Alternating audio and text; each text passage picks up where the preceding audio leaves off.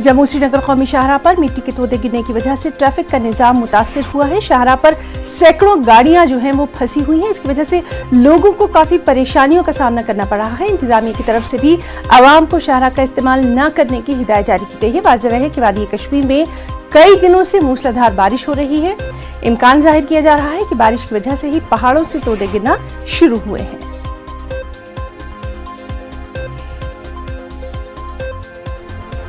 हमारे साथ रामबन से हमारे साथी बिलाल बाली मौजूद हैं। बिलाल, इस वक्त क्या हाल है कौमी शाहराह का?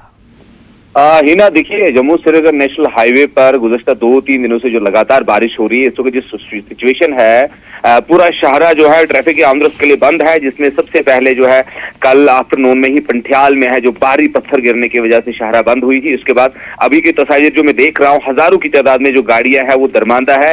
ये ट्रैफिक इंतजामिया की नाअहली है कि इतनी बारिश की प्रेडिक्शन होने के बावजूद भी उन्होंने जम्मू कश्मीर नेशनल हाईवे पर ट्रैफिक को चलने की इजाजत दी। वहीं अगर हम कैफेटेरिया मोड़ की बात करेंगे, करोल में, रोमा बसी समेत तमाम जगहों पर जो है शाहराह पर बड़े बड़े बोल्डर आए और इस वक्त जिला रामबन में सैलाबी सूरत हाल पैदा हो गई है। बारिश लगातार हो रही है जिसकी वजह से बड़े भारी बोल्डर, मड स्लाइड समेत बहुत जो सिचुएशन है बहुत खराब होती जा रही है जम्मू श्रीनगर नेशनल हाईवे पर। और हजारों की तादाद में लोग जो दरमांदा है। अब इंतजामिया के लिए एक बड़ा चैलेंज है कि इन लोगों को सेफ लोकेशन की तरफ किस तरह मूव किया जाएगा। और कल रात की बात करेंगे हम तो कहीं ट्रक जो है वो बैटरी चश्मा के इलाके में मड स्लाइड की जद में आ गए थे, जिसके बाद वहां से जी तो जम्मू श्रीनगर कौमी शाहराह बंद है और आज भी लोगों को यही सलाह दी गई है कि यहाँ की तरफ जो है वो सफर ना करें। बिलाल, बहुत बहुत शुक्रिया आपका तमाम तर तफसीलात के लिए।